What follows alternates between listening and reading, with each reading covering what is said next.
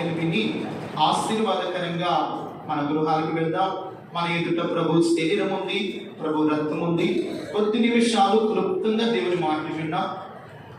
ఒక చక్కని దివ్యమైనటువంటి మాటలు దేవుని సన్నిధిలో మనం విన్నాం. దేవుని స్తోత్రం చెప్పండి. హల్లెలూయా. మనం చెప్పుకున్న అంశం ఏమిటంటే పచ్చని ఒలీవ చెట్టు అని యెహోవా నీకు పేరు పెట్టాను. ఏమిటంట? పచ్చని ఒలీవ చెట్టు అని యెహోవా నీకు మనకు ఒక పేరు పెట్టాడంట. మనం ఎవరమంట? పచ్చని ఒలీవ చెట్టు అని ఆయన మనకు పేరు పెట్టాడు. కొన్ని సందర్భాల్లో మనం కూడా మన బిడ్డలకు ఏం చేస్తాం? పేరు పెడతాం. ముద్దుగా ఏమంటాడు? నా వెండి, నా బంగారు, నా కోట, వాడు నల్లగున్న, వాడు చెట్టు ముక్కైన ఏమంటావు? ముద్దుగా నా వెండి, నా బంగారం అంటాడు. ఆయన నమ్మిన బిడ్డలను దేవుడు అంట పచ్చని ఒలీవ చెట్టు అని పేరు పెట్టాడండి. దేవుని స్తోత్రం కలుగుగా. మాట వింటుంటే ఎంత మధురంగా ఉంది. మనం ఎవరమంట? పచ్చని. ఒకప్పుడు మనకి విలువ ఉందా? యోగ్యత ఉందా? అర్హత ఉందా? ఏ మంచితనం మనలో ఉందా? ఏ మన జీవితంలో ఏ కోశాన్ని చూసినా ఏ అర్హత మనలో లేదే లేదు. ఏ యోగ్యత మనలో కనబడదు. యోగ్యుడైన యేసయ్య ఆ యోగ్యతను మనకి ఇచ్చాడు. హల్లెలూయా. చూడండి, ఇర్మియా గ్రంథము 11వ అధ్యాయము, ఇర్మియా గ్రంథము 11వ అధ్యాయము 16వ వాక్యాన్ని చదువుకుంటే, అది చక్కని ఫలము గల పచ్చని ఒలీవ చెట్టని యెహోవా నీకు పేరు పెట్టెను. ప్రార్థన చేస్తున్నాం. పరిశుద్ధమైన తండ్రి, చదివిన వాక్యాన్ని దీవించి మాతో మీరు మాట్లాడండి. ఈ మాటలో ఉన్న ఓ చక్కని సారాంశాన్ని మాకు బోధించండి. మా ఎదుట మీ శరీరం ముందునైనా నీ బలలో చేయబోతున్నాం. తగిన యోగ్యమైన జీవితాన్ని మాకు అనుగ్రహించమని, నీ వాక్యపు వెలుగు చేత మమ్మల్ని దర్శించమని యేసు నామమున ప్రార్థన చేసుకున్నాము తండ్రి. ఆమేన్. హల్లెలూయా. హల్లెలూయా. మరి కొద్ది నిమిషాలు దేవుని వాక్యం మీద మనసు ఉంచుతాం. దేవుడంట పచ్చని ఒలీవ చెట్టుని యెహోవా నీకు పేరు పెట్టు. అది ఎటువంటిదంట? అది చక్కని ఫలములు కలిగినటువంటి ఒలీవ చెట్టు అని యెహోవా మనకు పేరు పెట్టాడు. ఈ రోజున సమాజంలో ఉంటున్నటువంటి మనకు దేవుడు ఒక పచ్చని ఒలీవ చెట్టుతో మనలను పోల్చడానికి గల కారణం ఏమిటంటే మనమంటే యేసయ్యకు అమితమైనటువంటి ప్రేమ. హల్లెలూయా. మనమంటే యేసయ్యకు చాలా ఇష్టము. ఒలీవ చెట్టుతో ఎందుకు పోల్చాలి? లోకంలో ఎన్నో చెట్లు ఉన్నాయి కదా. అంజరపు చెట్టు ఉంది, ఇంకా మర్రి చెట్టు ఉంది, తుమ్మ చెట్టు ఉంది, ఇంకా రకరకాల చెట్లు ఉన్నాయి కదా. ఒలీవ చెట్టుతోనే దేవుడు ఎందుకు మనల్ని పోల్చాడంటే ఒలీవ చెట్టు చాలా సౌందర్యవంతమైనటువంటి చెట్టు. హల్లెలూయా. ఒలీవ చెట్టు ఒక ఆశీర్వాదకరమైనది. ఆ చెట్టు ద్వారా పాలస్తీనా, జెరూసలేము ప్రాంతాలలో, ఇప్పుడు మన ప్రాంతాల్లో ఎక్కువగా చింత చెట్టు, వేప చెట్లు ఇలా విరివిరిగా మనకు కనబడతా ఉంటాయి. జెరూసలేము, పాలస్తీనా దేశంలో అయితే ఈ ఒలీవ చెట్టు ఎక్కడికి వెళ్ళినా అది కనబడుతూనే ఉంటుంది. దాని ఆకులు పచ్చగా ఉంటాయి. అది గుజ్జులు కలిగి మంచి పువ్వులు కాస్తూ మంచి ఫలములు కలిగినటువంటి చెట్టుగా ఉంటుంది. ఇంకా ఈ ఒలీవలను ఏం చేస్తారంటే రాజులను అభిషేకిస్తారు. ఏందో ఈ ఒలీవలను ఏం చేస్తారు? రాజులను అభిషేకిస్తారు, నరులను సన్మానిస్తారు. ఒక శ్రేష్టమైనటువంటి ఒలీవలను ఈ రోజున దేవుడు ఒలీవ చెట్టుతో మనల్ని ఎందుకు పోల్చుకున్నాడు? పచ్చని ఒలీవ చెట్టుని యెహోవా మనకేం చేస్తున్నారంట? ఒక పేరు పెట్టాడు. పేరుకి తగినట్లుగా మనం జీవించాలా లేదా? చెప్పండి. మన పేరుకు తగినట్లుగా మనము జీవించాలా లేదా? కొంతమంది దానియేలు అని పేరు పెట్టుకుంటారు. వాడి జీవితాన్ని ఆలోచిస్తే తాగుబోతుగానో, వ్యభిచారిగానో, దొంగగానో ఉంటాడు. వాడి పేరేంటి? దానియేలు.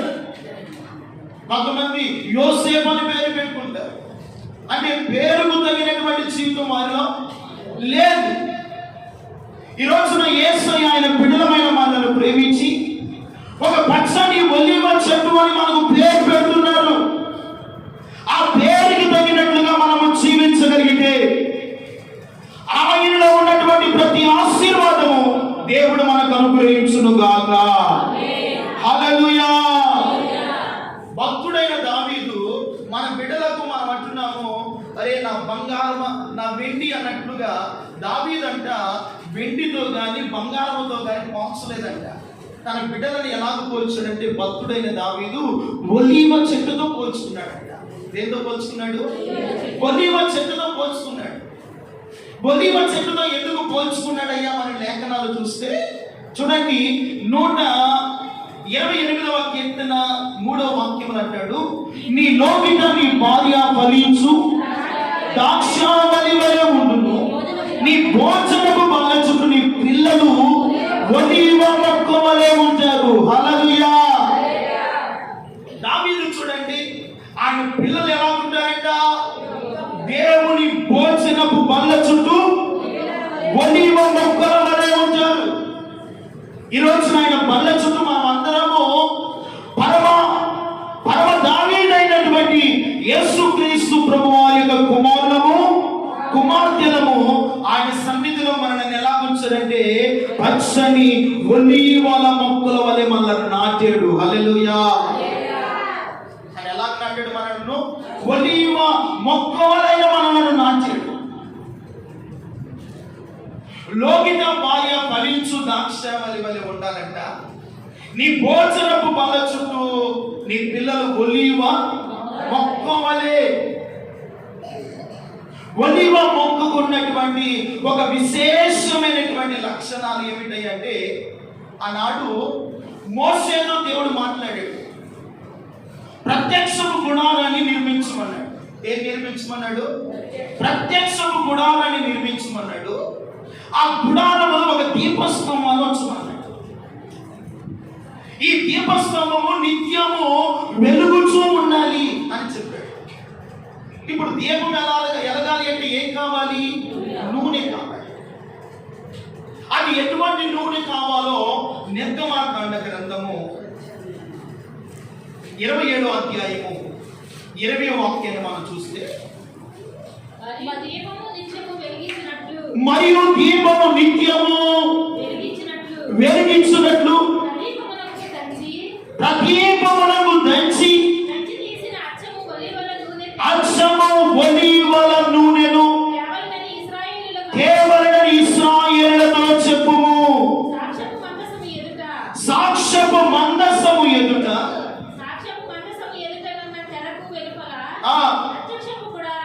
ప్రత్యక్షపు గుడారములో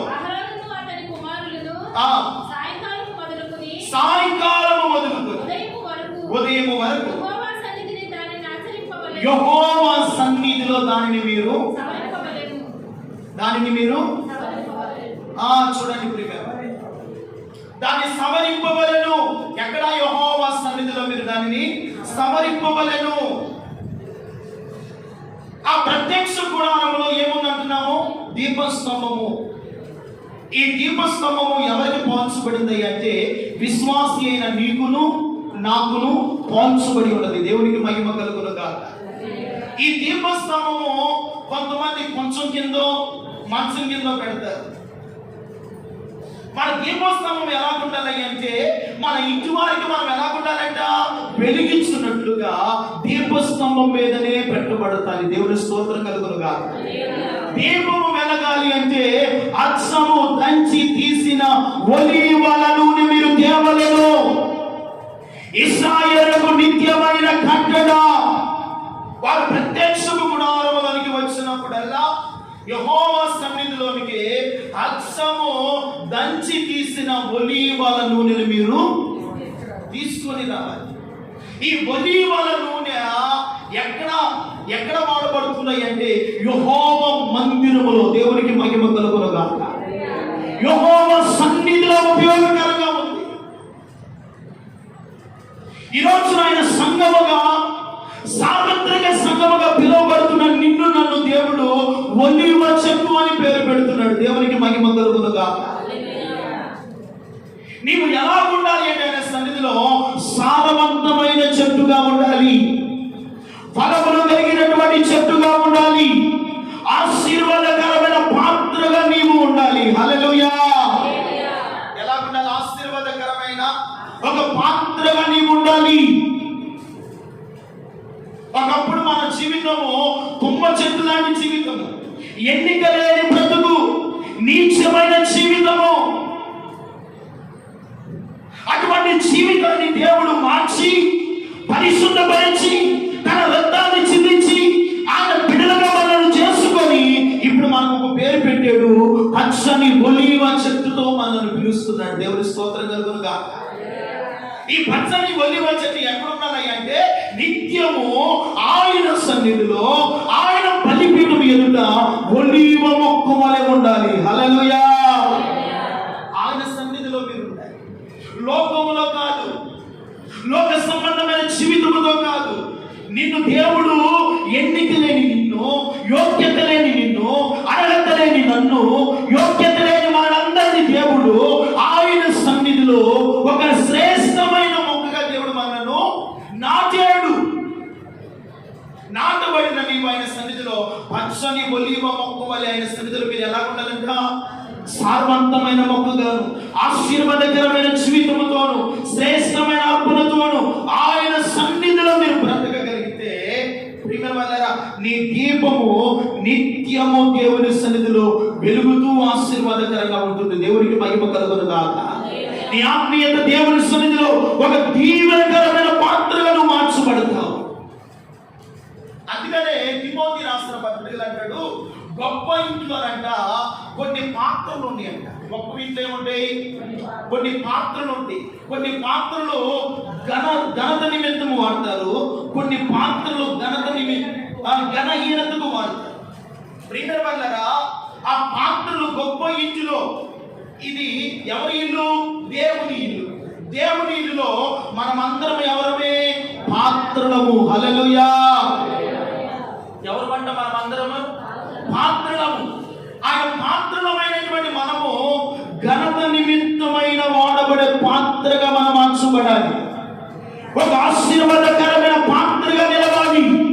వాక్యములోను, విశ్వాసములోను, భక్తిలోను ఒక ఘనత నిమిత్తమైన పాత్రగా నీవు మార్చబడినప్పుడు నీ సువాసన, నీ ఆత్మీయత, నీ పరిశుద్ధత, నీ సమర్పణ అనేకులకు ఆశీర్వాదకరంగా కనబడుతుంది. అనేకులకు ఎలా కనబడతాం? మనము ఒక ఆశీర్వాదకరంగా కనబడతాం. దావీదు ఆయన బిడ్డలను ఎలా పోల్చున్నాడంటే, ఆయన సన్నిధిలో నా బిడ్డలు పచ్చని ఒలీవ మొక్కల వలె ఉన్నారు. ఇంకా ఆయన గురించి ఆలోచిస్తే 52వ కీర్తన అంటాడు, నేనైతే నా దేవుని మందిరములో పచ్చని ఒలీవ చెట్టు వలె ఉన్నాను. ఎలా ఉన్నాడంట? పచ్చని ఒలీవ చెట్టు వలె నేను ఉన్నాను. ఒలీవల నూనె ప్రియమైన వాళ్ళరా, గాయము పడినప్పుడు అది ఔషధాన్ని కూడా వాడతారంట. దేవుని స్తోత్రం చెప్పండి. అంత శక్తివంతమైనటువంటి ఒక ఆశీర్వాదకరమైన తైలాన్ని ఇస్తుంది. ఒక సారవంతమైన జీవితంలో ఆయన సన్నిధిలో నీవు నేను ఆయనకు పాత్రలుగా మార్చబడితే మనము కూడా ఎలా ఉండాలి? సారము లేని వారిగా కనబడకూడదు, ఎండిపోయినట్లుగా కనబడకూడదు. మన ఆత్మీయత, మన భక్తి, మన విశ్వాసము, మన పరిశుద్ధత ఒక సారవంతమైన వ్యక్తిగా మార్చబడాలి. ఎలా మార్చబడతాం? వాక్యము వినటం వలన, దేవుని హృదయంలో తీసుకొనడం వలన, దేవుని ఆత్మలో నింపబడటం వలన ఒక సాధన ఒలీవ మొక్క వలె దేవుడు ఒక పాత్రగా నిన్ను వాడుకుంటుగాక. ఆయన వాడుకుంటాడు.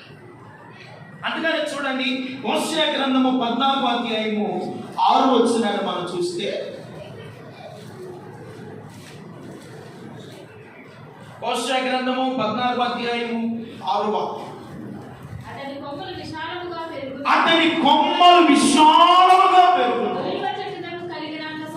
అబ్బా, దానికి ఏముందంట? సౌందర్యము. మనలో దేవుని సౌందర్యము కనబడాలి. ఏం కనబడాలి మనలో? దేవుని సౌందర్యము. ఆ సౌందర్యాన్ని మనకి ఇవ్వాలనే కదా యేసయ్య మన పృథ్వీ లోకానికి వచ్చాడు. ఒక సారవంతమైన ఒలివ మొక్క వలె ఉండాలనే కదా నీకు ఒలివ చెట్టు అని పేరు పెడుతున్నాడు.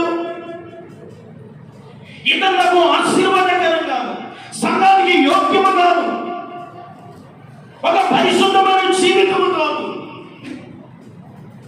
ఘనత నిమిత్తమైన పాత్ర వలె ఉండాలని కదా యేసయ్య ఇష్టపడుతున్నాడు. దేవుని స్తోత్రం చెప్పండి. మరి ఆయన ఇష్టపడే రీతిలో మనం ఉండాలంటారా, ఉండకూడదంటారా? ఆయన ఇష్టపడే రీతిలో ఉంటే ఆయన నిన్ను ఎలాగూ వాడుకోవాలో అలాగూ వాడుకుంటాడు. హల్లెలూయా. ఆయన సన్నిధిలో నువ్వు ఎలాగూ ఎదుగుతూ ఉంటావో, ఎలాగో ఆత్మలో నింపబడుతూ ఉంటావో, ఆయనలో ఉన్న ఆశీర్వాదాన్ని మీరు ఎలాగో పొందుకోవాలో ఆత్మ దేవుడు నిశ్చయముగా నీకు కావలసినవన్నీ దేవుడే ఇచ్చునుగాక. ఆయన ఇస్తాడు. నువ్వు ఎక్కడికో పరిగెత్తనక్కర్లేదు, ఏమేమో చేయనక్కర్లేదు, ఏదో యాగాలో పుణ్యాలు చేయనక్కర్లేదు. ఆయన సన్నిధిలో ఆయనకి ఇష్టమైన పాత్రగా నువ్వు మంచుకున్నప్పుడంట నీ సౌందర్యము ఆశీర్వాదకరంగా ఉంటుందంట. చూడండి, దాని కొమ్మలు విస్తారముగా పెరుగును, ఒలీవ చెట్టుకున్నంత సౌందర్యము నీకు. ఒలీవ చెట్టుకి ఏముందంటే ఇంకా సౌందర్యం. ఒక రోజునంట ఈ ఒలీవ చెట్టు, అంచూరపు చెట్టు ఒక మీటింగ్ చేసుకున్నాయి. ఏం వేసుకున్నాయి? మీటింగ్ ఏర్పాటు చేసుకున్నాయి. మనం కూడా మీటింగ్ చేసుకుంటాం కదా, డాక్రా దగ్గర, ఏమండి డాక్రా దగ్గర, స్పందన దగ్గర ఏం చేస్తాం? మీటింగ్ చేసుకుని 10 మంది గ్యాదర్ ఏం చేస్తాం? ఎలాగ లోన్ రావాలో, ఎలాగ చేస్తే బ్యాంకింగ్లో నుంచి మనకు డబ్బు రావాలి, ఎన్ని చేస్తాం? మీటింగ్ చేసుకుంటాం. ఇలాగే ఈ ఒలీవ చెట్టు, అంచూరపు చెట్టు, మొల్ల చెట్టు, ఇంకోటి కొన్ని చెట్లన్నీ కలిసి ఒక చోట ఏం చేసిందంటే మీటింగ్ ఏర్పాటు చేసుకుంటాం. మీటింగ్ చేసుకొని ఇదిగో మనందరి మీద ఒకరిని రాజుగా మనము ఎన్నుకున్నాం, ఒకరిని రాజుగా మనము చేసుకున్నాం అని అనుకున్నారు. ఫస్ట్ ఒలీవ చెట్టు దగ్గరికి వచ్చారు. ఒలీవ చెట్ట నువ్వు మా మీద రాజుగా ఉంటావా అని అన్నాను. ఆ ఒలీవ చెట్టు ఉంది, నేను నరులను దేవుని సంతోషపెట్టు సన్మానించే తైలము ఇయ్యక నేను మానుకున్నా, నేను మాత్రము రాజుగా ఉండనమ్మా. అంచూరపు చెట్టు దగ్గరికి వెళ్ళాను. పోనీ నువ్వైనా రాజుగా ఉంటావంటే నేను కూడా రాజుగా నేను ఉండను అని. ఇంకా ఇలాగూ చెట్లన్నీ కూడా మీటింగ్ అయిపోయిన తర్వాత ఒక చెట్టు దగ్గరికి వెళ్ళారు, మొల్ల చెట్టు దగ్గరికి వెళ్ళారు. మొల్ల చెట్ట మా మీద నువ్వు రాజుగా ఉంటావా అని అడిగితే, ఓ చాలా బాగానే ఉంటాను, రండి మీరందరూ కూడా నా నీడను మీరు ఆశ్రయించండి అంటారు. మొల్ల చెట్టు కింద నీడ దొరికిద్దా, ముళ్ళు దొరుకుతాయా? ఏమండి, నేర చెట్టును నువ్వు మమ్మల్ని ఆశ్రయించు అంటుంటే, ఇప్పుడు ఈ రోజున సాతాను కింద అనేకులు సాతాను అనే ముర్ర చెట్టు కింద ఆశ్రయిస్తున్నారు. ఆ ముళ్ళు వారిని ఏం చేస్తున్నాయి?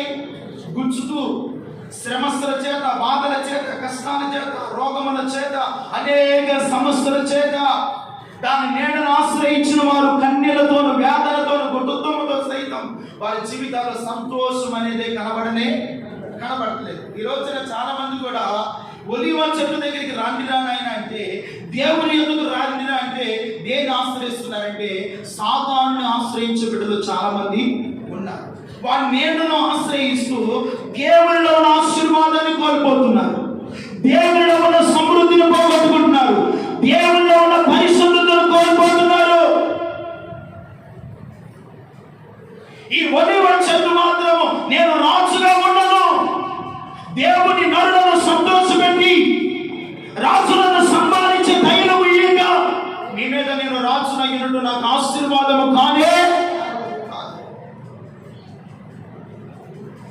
నేను దేవుని సంతోష పెట్టాలి, నరులను నేను సంతోష పెట్టాలి. నా తైలముతో అనేకులు సన్మానించబడుతూ ఉండాలి. హల్లెలూయా. అనేకులు నా తైలముతో అభిషేకింపబడుతూ ఉండాలి. ఆ తైలముతో అభిషేకింపబడుతుంది. అంజూరపు చెట్టు నేను రాజుగా ఉన్నాను, ముళ్ళ చెట్టు మాత్రము రండి నా నీడను మీరు ఆశ్రయించండి. ఒకప్పుడు మన జీవితాలు ముళ్ళ లాంటి బ్రతుకులే కదా, ముళ్ళ పొదలు, గచ్చ పొదలు. ఒక లోకంలో పాపిష్టమైనటువంటి జీవితంలో పతనావస్థలో ఉన్నటువంటి నిన్ను నన్ను దేవుడు వెనక్కి రక్షించి పరిశుద్ధపరిచి తన రక్తాన్ని ఇచ్చి ఆయన సొత్తుగా ఆయన బిడ్డలుగా యేసయ్య మనలను ఏర్పాటు చేసుకున్నాడు. హల్లెలూయా. ఏర్పాటు చేయబడిన నీవు మరలా సాతాన్ని ఆశ్రయించకూడదు. ఒకవేళ ఆశ్రయిస్తే నష్టపోయేది ఎవరు? మనమే. ఆత్మీయంగా నష్టపోతాం, భౌతికంగా నష్టపోతాం, స్పిరిచువల్ గా నష్టపోతాం, అన్ని విషయాల్లో సమస్తము కోల్పోయే స్థితిలోకి వెళ్తాం. అందుకని దాని కొమ్మలంట విస్తారముగా పెరుగుతున్నాయి అంట. ఒలీవ చెట్టుకున్నంత సౌందర్యము మనకు కలిగి ఉండాలని ప్రభుత్వం. ఒలీవ చెట్టుకి ఏముందంట? సౌందర్యము. యేసయ్య మనలో ఉంటే మనలో ఏం కనబడుతుంది? సౌందర్యం అండి. పరిశుద్ధాత్ముడు మనలో ఉంటే మన ముఖములో సౌందర్యము కనబడుతుంది. దేవుని ఆత్మ మనలో సంచరిస్తూ ఉంటే నీ ముఖ కమలికలలో దేవుని స్వరూపము కనబడుతుంది. హల్లెలూయా. దేవుడు నీ నా జీవితంలో ఆయనను చూడాలని ప్రభు ఇష్టపడుతున్నాడు. హల్లెలూయా. మనలో ఎవరు చూడాలని? దేవుని స్వరూపాన్ని చూడాలి, దేవుని పోలికను చూడాలని, దేవుని యొక్క గుణగణాలను చూడాలని తండ్రికి ఇష్టముగా ఉంది. చదవండి అదే మోషే గ్రంథము 14వ అధ్యాయం 6వ వచనం మళ్ళా చదువుకుంటే కింద వచనాలు కూడా పెరుగును కలుగును లెబనోనుకున్నంత సువాసన అతనికి ఉండును.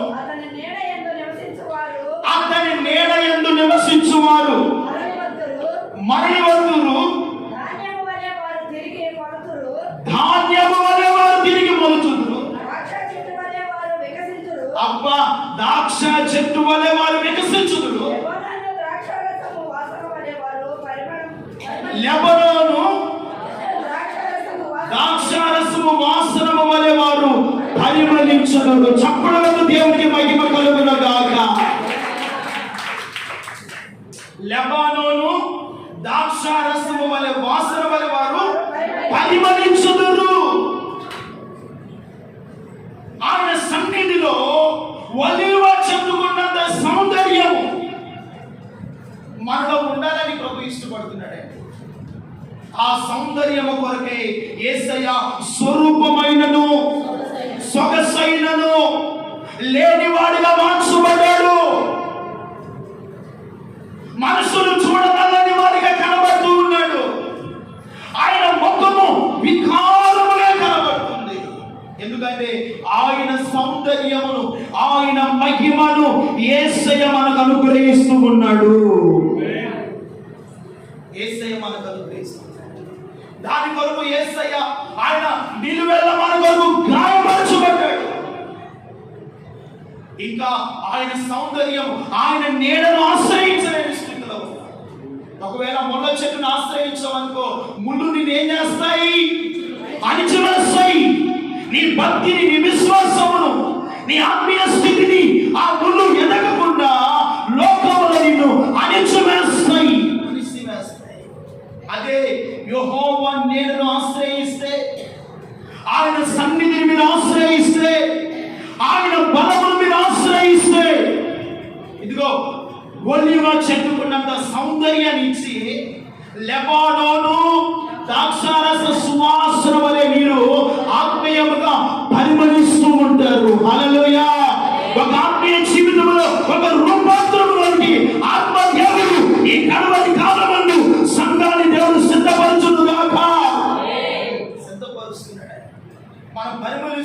ఉండాలి, పుష్పిస్తూ ఉండాలి, ఒక ఆశీర్వాదకరంగా ఉండాలి. మరి ఒక ఆశీర్వాదకరంగా దేవుని సన్నిధిలో ఉండాలని ఆయన చెప్తున్నాడు కదా, పచ్చని ఒలీవ చెట్టు అని నీకు నేను పేరు పెట్టాను. ఆయన పెట్టిన పేరును పోగొట్టుకున్నాం అనుకున్నావా? ఆయన రాకడ వరకు కాపాడుకున్నాం అనుకుంటున్నావా? చెప్పండి. ఆయన పెట్టిన పేరు రాకడ వరకు నువ్వు సిద్ధపరచుకుంటూ కాపాడుకుంటే బలా నమ్మకమైన మంచి దాసురాలా, బల నమ్మకమైన మంచి దాసుడా, నీకో ఇంతకాలము నువ్వు నా కొరకు ప్రయాసపడ్డావు, ఇంత కొరకు నా సన్నిధిలో పరిమళిస్తూ పుష్పిస్తూ ఉన్నావు. ఇదిగో నీ కొరకు సిద్ధపరచబడిన రాజ్యములో ప్రవేశించు. హల్లెలూయా. ఒకవేళ ఆయన కలిగినటువంటి పేరు నీకు పెట్టి ఆయన పేరుకు తగినట్లుగా నువ్వు జీవించకపోతే, ఆయన పేరుకు తగినట్లుగా ఒక పరిశుద్ధతలోను, ఒక ప్రవర్తనలోను, వాక్యములోను, విశ్వాస జీవితంలోను, మాటలలోను, క్రియలలోను ఆయన పేరుకు తగినట్లుగా మనం బ్రతకపోతే నమ్మకమైన దాసులుగా అనిపించుంటామా? లేదు. ఆయన సన్నిధిలో నిలబడగలుగుతామా? ఇందాక 5వ కీర్తన అంటాడు, దుష్టత్వమును చూసి యెహోవా ఆనందించువాడు, చెడుతనమునకు ఆయన యొద్ద ఏమీ లేదు. చెడుతనం అన్న దగ్గర పుట్టినోట్లో దుష్టులకు, ఎవరికంట? దుష్టులకు ఆయన యొద్ద ఏమీ లేదు, చోటు లేదు. చోటు లేని మనకు ఒకప్పుడు మనము కూడా ఎవరమే? దుష్టులము, దుష్టత్వములోను, పాపములోను, అసూయలోను కాలము గడుపుతూ ఉన్నాము. ఆ కాలము గడుపుతున్న మనలను యేసయ్య వెతికి పట్టుకొని ఆయన సన్నిధిలో పరిశుద్ధపరిచి నిలబెట్టాడు. హల్లెలూయా. పరిశుద్ధపరిచి నిలబెట్టాడు. అందుకనే దుష్టులకు ఆయన ఎంత ఏం లేదంట, చోటు లేదు. ఆయన పేరుకు తగినట్లుగా మనం జీవించకపోతే పరలోకములో మనకేమి లేదు, చోటు లేదండి. ఆలోచించండి. ఆయన పెట్టిన పేరుకు తగినట్లుగా మనం నడవకపోతే ఆయన సన్నిధిలో మనం బ్రతకలేము, జీవించలేము. అందుకనే దుష్టులకు చోటు లేదు, పాపులకు చోటు లేదు, అపవిత్రులకు చోటు లేదు. మరి ఎవరికి చోటు ఉన్నాయి అంటే, యేసు రక్తము చేత కడగబడి పాపమును, లోకమును విడిచిపెట్టి యేసుని హత్తుకొని జీవిస్తారు చూసారా, వారికి పరలోకములో చోటు ఉంది. చప్పట్లు కొట్టు. హల్లెలూయా. వారికి మాత్రమే పరలోకంలో ఏముందంట, చోటు. ఆ చోటు నువ్వు సంపాదించుకోవాలని యేసయ్య మనకు పెట్టిన పేరు పచ్చని ఒలీవ చెట్టని నేను నీకు పేరు పెట్టాను. ఇశ్రాయేలు ప్రజలకు దేవుడు ఆ పేరు పెడితే ఇశ్రాయేలు ఆయన మాటను వినకుండా, ఆయన మాటను ధిక్కరించి ఏమయ్యారంటే శాపగ్రస్తులయ్యారంటే. ఏమయ్యారంటే చదవండి, అదే ఇర్మియా గ్రంథము 11 మొదలు వచ్చిందని మనం చదువుకుంటే, యెహోవా యొద్ద నుండి ఇర్మియాకు ప్రత్యక్షమైన వాక్కు, మీరు ఈ నిబంధన వాక్యములను వినుడి, యూదా మనుషులతోనూ యెరూషలేము నివాసులతోనూ ఈ విలాపన మాటలాడి తెలియజేయవలెను. ఇశ్రాయేలు దేవుడైన యెహోవా సెలవిచ్చినదేమనగా, ఈ నిబంధన వాక్యములను విననొల్లని వాడు ఏమవుతాడు? ఆయన వాక్యమును, ఆయన విధులను, ఈ నిబంధన వాక్యములను వినని వాడు శాపగ్రస్తుడు.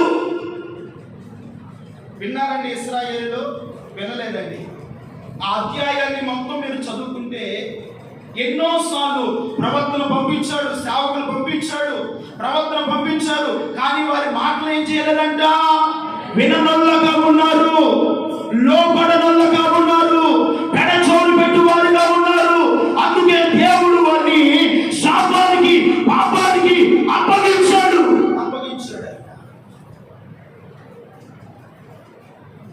అయితే ఈ సార్వత్రిక సంఘముగా ఈ కడవరి కాలములో పిలువబడుతున్న నీకు నాకు దేవుడు పచ్చని ఒలీవ చెట్టని దేవుడు మనకి ఏమిస్తున్నాడు? ఆయన పేరుస్తున్నాడు. ఆయన పేరుకు తగినట్టుగా జీవించాలంటే ఆయన నిబంధన వాక్యాన్ని వినాలా లేదా? ఆయన వాక్య ప్రకారంగా నడవాలా లేదా? మనలో దుష్టత్వాన్ని ఉంటే దేవుడు ఆనందిస్తాడా? కోపపడతాడా? కోపపడతాడు. ఆయన మన మీద అసూయ పడతాడు, మనల్ని శిక్షిస్తాడన్న భయముతో ఆయనకు పేరుకు తగినట్లుగా మనం ఏం చేయాలంట, ప్రవర్తించాలని దేవుడు ఆశపడుతున్నాడు. అందుకని ప్రకటన గ్రంథం 11వ అధ్యాయము 4వ వాక్యాన్ని చదవండి.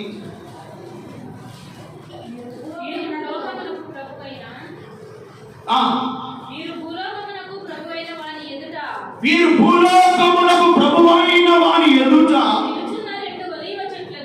నిలుచు ఉన్న 2 ఒలీవ చెట్లను, ఇది ఎలా ఉన్నారంట?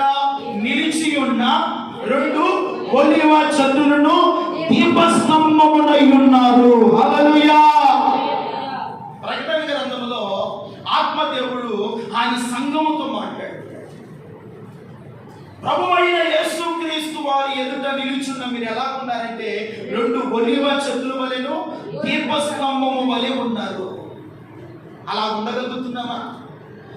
ఈ 2 ఒలీవ చెట్లు, ఈ దీపస్తంభము ప్రియమైన విశ్వాసి అయిన నీకు నాకు ఒక సూచనగాను, ఒక ఆత్మీయ జీవితానికి, ఒక ఉన్నతమైన అనుభవాలతో, ఒక ఆశీర్వాదకరముగా ఉంచడానికి, ఒక శ్రేష్టమైన అనుభవంతో కూడినటువంటి విషయాలు దేవుడు నేర్పిస్తాడు. ఈ 2 ఒలీవ చెట్లు దీపస్తంభమున మీరు ఉన్నారు. ఈ రోజున యేసయ్య మన కొరకు ప్రాణం పెట్టాడని ఆయన సిలువను జ్ఞాపకం చేసుకుంటున్నాం. ఆయన సన్నిధిలో మనం ఎలా ఉండాలంటే అయితే దీపస్తంభము వలె ఉండాలి. దేవుని స్తోత్రం కలుగునుగాక. ఒక సౌందర్యం కలిగిన వ్యక్తిగా నువ్వు మార్చబడాలి. ఒక ఘనత నిమిత్తమైన పాత్రగా దేవుని సన్నిధిలో వాడబడాలి. కుమ్మరి వారి దగ్గర సారి మీద ఏముంటుందంటే పాత్ర చేస్తూ ఉంటాడు. ఏం చేస్తాడండి?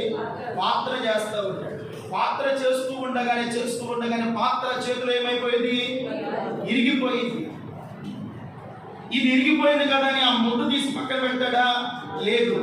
అదే ముద్దుతో ఆ కుమ్మరి వాడు ఏం చేస్తాడంటే ఆ మట్టికి తగినటువంటి ఆ సారి మీద మరలా మట్టిని పెట్టి తనకు ఉపయోగకరమైనటువంటి ఒక చిన్న పాత్రను సిద్ధపరుస్తాడు. దేవుని స్తోత్రం కలుగునుగా. అనుకోవచ్చు, నేను దేవునికి ఎందుకు ఉపయోగపడతాను, దేవుడు నన్ను బట్టి ఏం సంతోషిస్తాడు, నేను ఇరిగిపోయిన పాత్రను కదా, నలిగిపోయిన పాత్రను కదా, ఎన్నిక లేని పాత్రను కదా అనుకోవడం మన భ్రమ. ఇరిగిపోయిన పాత్ర అయినా, ఎన్నిక లేని పాత్ర అయినా దేవుడు ఎలా చేస్తాడంటే ఘనత నిమిత్తమైన పాత్రగా ఆయన యొద్ద నిన్ను నిలబెట్టుతూ ఉంటాడు. హల్లెలూయా. ఆయన యొద్ద ఆయనకి ఇష్టమైన ఆయన కుమ్మరి అండి. యేసయ్య మనం ఎవరో, ఆయన మనకు మంచి కుమ్మరి. మనం ఆయన చేతుల చికటి మన్నై ఉన్నాము. ఆయన మనలను తనకి ఇష్టమైన రూపులోనికి, పోలికలోనికి, స్వరూపంలోనికి మార్చడానికి నా దేవుడు సమర్థుడు. ఆయనకి ఇష్టమైన పాత్రగా తీసుకున్నాడు. అందుకనే పచ్చని ఒలీవ చెట్టుని నేను నీకు పేరు పెడుతున్నాను. ఒక పచ్చని ఒలీవ చెట్టుగా నువ్వు మార్చబడితే ప్రియమైన ఈ రోజు కన్నీళ్ళు ఉండవచ్చు, బాధలు ఉండవచ్చు, కష్టాలు ఉండవచ్చు, ఎన్ని ఉన్నా దేవుడి నీ జీవితంలో గొప్ప కార్యాన్ని ప్రభు చేస్తాడంట. చూడండి, యెషయా గ్రంథము 51వ అధ్యాయం 3వ వాక్యాన్ని చదువుతుంటే, యెహోవా సియోనును ఆదరించుచున్నాడు, దాని పాడైన స్థలములన్నిటిని ఆదరించి దాని అరణ్య స్థలములను ఏదేను వలె చేయుచున్నాడు. దాని ఎడారి భూములు యెహోవా తోట వలె ఉన్నట్లుగా చేయుచున్నాడు. హల్లెలూయా. ఎడారి భూములు ఎలా మారుస్తున్నాడంట?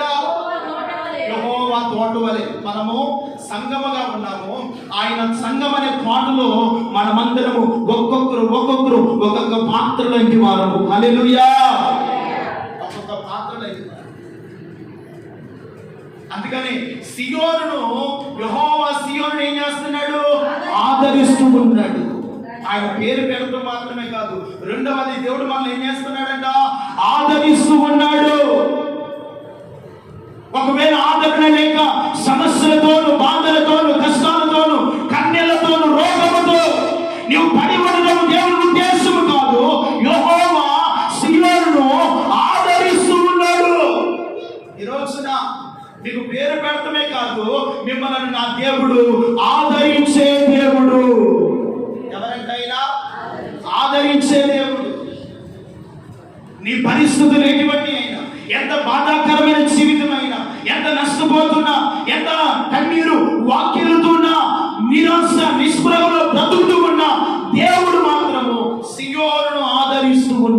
హల్లెలూయా. సియోను అనగా దేవుని సంఘమైనటువంటి మనమే. మన దేవుడు మనల్ని ఎవరంట? ఆదరించే దేవుడు, పరామర్శించే దేవుడు, మన అవసరతలు తీర్చే దేవుడు, మన అక్కర్లు ఎరిగిన దేవుడు. ఆయన సన్నిధిలో ప్రార్థించినప్పుడు నేనున్నాను భయపడకమని ఒక చక్కని అభయాన్ని ఇచ్చే దేవుడు మనల్ని ఏం చేస్తాడంట? ఆదరిస్తూ ఉన్నాడు. హల్లెలూయా. మన దేవుడు ఆదరించి ఈ రోజున ఏ ఆదరణ లేక, ఏ బాధతో, ఏ సమస్యతో, ఏ కన్నెలతో దేవుని సన్నిధిలోకి వచ్చావో నిన్ను పచ్చని ఒలీవ చెట్టని యెహోవా నీకు పేరు పెడుతున్నాడు. ఆయన మాటలు వింటే మనం ఎన్నడూ యెహోవా యొద్ద నుండి శాపగ్రస్తులము కానేరపండి. ఆయన యొద్ద ఉన్న ప్రతి ఆశీర్వాదాన్ని పొందుకుంటాం. దేవుని స్తోత్రం చెప్పండి. రెండవది, సియోనును యెహోవా ఆదరిస్తూ ఉన్నాడు. ఈ రోజున దేవుడు మిమ్మలను తన ఆదరణతో నింపును గాక, తన సమాధానంతో నింపును గాక, ఆయన ఆదరణకర్తగా మీ కుటుంబాల్లో నిలుచును గాక. ఆయన నిలుస్తాడు. మనల్ని ఎవరంటైనా ఆదరించేది. ఈ రోజున ఏ ఆదరణ లేకుండా ఎక్కడికి వెళ్ళినా ఏదో ఒక పరిస్థితులే మన వెంట వస్తుంది. కానీ ఆదరణ లేదు. కానీ మన జీవితాల్లో ప్రభు ఎటువంటి వాడంటే ఆదరించే దేవుడై ఉన్నాడు, ఓదార్చే దేవుడై ఉన్నాడు, కన్నీటిని తుడిచే దేవుడై ఉన్నాడు. మనను బాధతో అనుకున్నప్పుడు మనను పలకరించే దేవుడు. హల్లెలూయా. ఎవరు పలకరించినా పలకరించిపోయినా, ఎవరు నీ దగ్గరికి వచ్చినా రాకపోయినా, నీ బాధను, నీ కష్టాన్ని ఎరిగిన దేవుడు నీ శ్రమలో ఉన్నప్పుడు నిన్ను ఆదరించి నీతో ప్రీతిగా మాట్లాడే దేవుడు. నిన్ను దాటి వెళ్ళే దేవుడు కాదు, నిన్ను విడిచిపెట్టే దేవుడు కాదు. నువ్వు అనుకోవచ్చు దేవుడు నన్ను విడిచిపెట్టాడేమో అని, కానీ ఎన్నడూ కూడా మనల్ని విడిచిపెట్టే దేవుడు మాత్రము. అందుకని దావీదు అంటాడు, నేను మాత్రం ఆయన సన్నిధిలో పచ్చని ఒలీవ మొక్క. మరి మన రోజున ఆయన మందిరములో, ఆయన బలిపీఠం యొద్ద, ఆయన బలలో చేయబోతున్న మన జీవితము ఎలాగుంది? ఆయన సన్నిధిలో ఆయన కోరుకున్నటువంటి ఆయన సౌందర్యాన్ని మనము కలిగి ఉంటున్నాం. అందుకని గలతీ పత్రికలో అంటాడు, క్రీస్తు స్వరూపము మీ యందు ఏర్పడవలనట్లు నాకు ఏం కలుగుతున్నట్టున్నాడు? ప్రసవేదన కలుగుతుంది. ఎవరి స్వరూపము? యేసయ్య స్వరూపం, యేసయ్య రూపము, యేసయ్య పోలిక, యేసయ్య లాంటి ఒక పరిశుద్ధమైన జీవితము. మరి ఆయన వల్లే మనం బ్రతకాలి కదా. అందుకని యెహోవా పచ్చని ఒలీవ చెట్టని మనకు పేరు పెడుతున్నాడు. రెండవది, సియోనును నేను ఆదరిస్తున్నాను. మూడవదిగా ప్రభు అన్నాడు, ఇదిగో నా బిడ్డలు నా బల్ల చుట్టూ నిత్యము ఒలీవ మొక్కల వలె ఉంటారు. హల్లెలూయా. ఆయన సన్నిధిలో మీరు ఒలీవ మొక్కల వలె ఉంటే ఆయన సన్నిధిలో ఏముంది? సంపూర్ణమైన సంతోషము, సంపూర్ణమైన ఆశీర్వాదము. ఆయన సన్నిధిలో నిత్య సుఖములు ఉన్నవి. హల్లెలూయా. ఎక్కడ నీకు నిత్య సుఖము, శాంతి, సమాధానం లేకపోయినా ఆయన సన్నిధిలో ఒలీవ మొక్క వలె ఉంటే ఆయన సన్నిధిలో ఉన్న నిత్య సుఖములు, సంతోషము, సమాధానము అనుభవించే వ్యక్తిగా నా దేవుడు మిమ్మల్ని సిద్ధపరచును గాక. ఆయన సిద్ధపరుస్తాడు. ఆయన సన్నిధిలో ఉన్న ఆశీర్వాదముతో నింపుతాడు. ఆయన సన్నిధిలో ఉన్న మేలుతో మీ హృదయాన్ని తృప్తిపరుస్తాడు. కాబట్టి దేవుని బిడ్డరా, ఆయనకి ఇష్టమైన బిడ్డలుగా, ఆయనకు ప్రీతికరమైన బిడ్డలుగా మనం బ్రతికినప్పుడే దేవుడు మన బట్టి ఆనందిస్తూ ఉంటాడు. దేవుని స్తోత్రం చెప్పండి. అందుకని యేసయ్య మన కొరకు స్వరూపమైనను సొగసైనను లేని వారిగా మన కొరకు గాయపరిచాడు, నలకు కొట్టుబడ్డాడు, హింసింపబడ్డాడు, దూషింపబడ్డాడు. ఇంకా ఆయన చిత్రహింసలు చేసిన మారు మాట మాట్లాడు. వదకు తేబడిన గొర్రె పిల్ల బొచ్చు కత్తిరించి వారి ఎదుట మౌనంగా ఉన్నట్లు యేసయ్య మన కొరకు మౌనమైపోయాడు. ఆయన ఎదుట నీవు నేను ఎంతగా తగ్గించు. ఆయన రూపము మనలో కనబడినట్లుగా, ఆయన ఒలీవ చెట్టుకున్నంత పేరు మనకి ఇచ్చాడు కదా. ఆయన పేరుకు తగినట్లుగా మనం బ్రతుకుదాము. ఆయన రాకడ కొరకు సిద్ధపడదాము. ఆయనలో ఉన్న ప్రతి దీవెన, ప్రతి ఆశీర్వాదము, ప్రతి మహిమను ఆయన సన్నిధిలో అనుభవించుదుము గాక. ఆయన సన్నిధిలో ఉన్న ప్రతి ఆశీర్వాదము పొందుదుము గాక. ఆయనతో కలిసి ప్రయాణం చేస్తున్నప్పుడు నీ ఎడారి జీవితము ఏదేలుగా మారును గాక, ఆశీర్వాదకరంగా మార్చబడును గాక. ఒక శ్రేష్టమైన దీవెనతో, కృపతో దేవుడు మనల్ని నింపి నడిపిస్తాడు. అట్టి కృప పరిశుద్ధాత్మ దేవుడు దయచేయును గాక. తల వంచండి ప్రార్థన.